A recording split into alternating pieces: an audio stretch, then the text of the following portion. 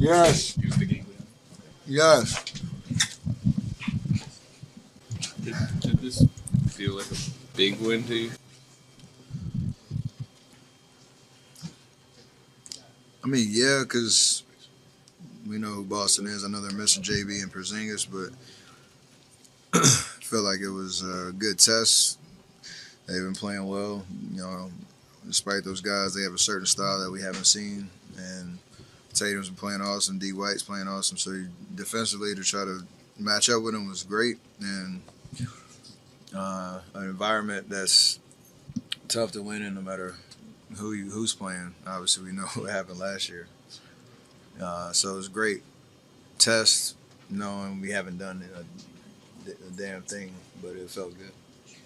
Steve really kind of lit into you after a second quarter turnover, and even asked him about it. I mean, he's really seems to be preaching that like the margin of error has lessened in like even small little mistakes that maybe in past years you guys did, you just can't do anymore. I mean, how vital is that to even limit just the transition turnover in the second quarter? It's a mindset that, one, I want to be coached just like everybody else. So I don't get sensitive about getting yelled at if you make a dumb play. Especially it led to a three on the other end. It's avoidable, and we have to be able to take care of possessions, especially against good teams. And one, I didn't have another turnover after that, which was nice. But two, it's just like a mindset that everybody has to be committed to. Me and Draymond are going to have turnovers.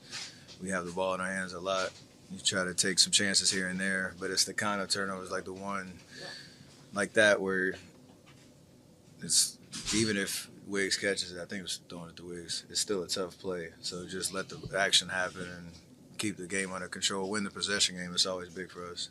What goes into slowing their offense for you guys on defense? I know last year you tried that game plan and it didn't work as well. You know, tonight, pretty effective. Is it new personnel? Is it just a new scheme? Like, what was able to slow them? It's just trying to keep bodies on bodies in the half court. You know they have a very specific style. They want to get up as many threes as possible. They want to pick on certain guys, get JT in spots where he can create. They let it fly, and it's proven successful. So you have to live with some of the shots just because you can't guard everything. But if you make them play in a crowd, take tough twos, where they got back into it, we couldn't get a rebound. And then they start spraying, and you have four guys that can shoot threes. It's hard to cover everything. So then it's just make or miss at that point. So thankfully, we were able to, have a personnel lineup down the stretch where we're a little bigger than we were last year. We have more wing defenders, and again, if we can get a rebound, we're usually in good shape. So we played great half-court defense tonight, and it's very hard against them. You've seen Loon come through you guys so many times. What do you think about his fourth quarter and obviously his offensive rebounding down the stretch? Very reminiscent of every big moment that he's been a part of to help us win at the highest level. That whole 22 playoff run, there's been times in the last 2 years where he's made huge contributions, and I'm so happy for him that he's getting rewarded with the work that he put in the offseason to get his body right, and he's moving well, and he's able to still be physical, and he's just super smart. We know he knows where to be at all times and how to play position basketball, so it's been great. Are you able to share any of the words that Steve said to you during that second quarter? The what? Are you able to share any of the words that Steve said to you during that turnover? It's nothing I haven't heard from AAU to now. It's just good coaching. Steph, what was the process like for you earlier in your career when you've gone through the process of trying to repeat? Like, is there, whether it be a focus thing over the long haul, knowing you got to be there at the end, like just kind of the mindset through a long regular season? And what was key during these months as you're gearing up for doing it again? I think it's actually, this part's easy because you're on a high still and you have like championship glow and confidence.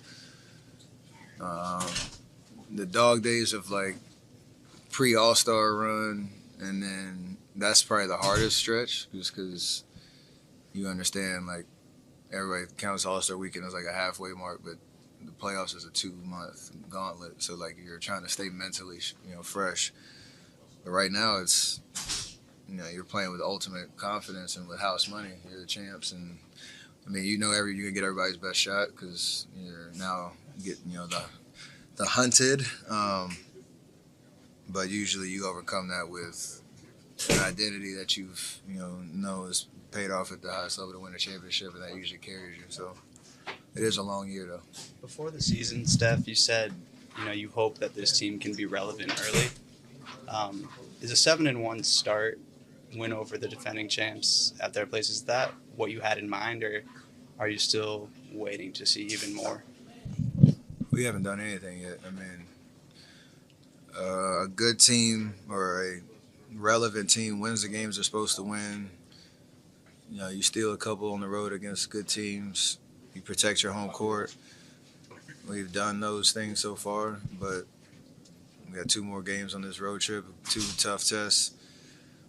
And again, it's still the way we play. It's every night is different, so you never really get too comfortable because you still have to stay on your toes. You don't know who's playing.